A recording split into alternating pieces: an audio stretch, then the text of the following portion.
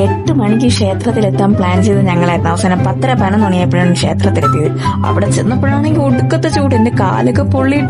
അഗ്നിക്കാവടി എടുക്കുന്നവർക്ക് പോലും ഇത്രയും ചൂട് കാണുമോ അറിയത്തില്ല.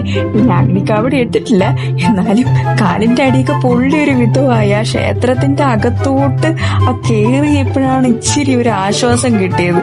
എന്നാലും കാലിന്റെ അടിയൊക്കെ അപ്പോഴത്തേക്ക് ഇനിയും പൊള്ളി പപ്പടം പരുവത്തിലായി കാണും ഉറപ്പായ.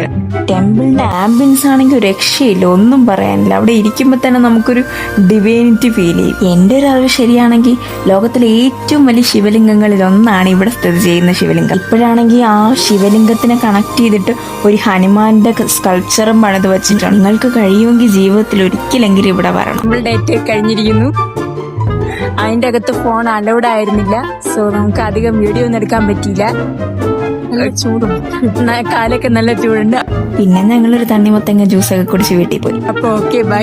നെക്സ്റ്റ് വീഡിയോ ആയി വരുന്നവരെ സ്റ്റേ ട്യൂൺഡ്.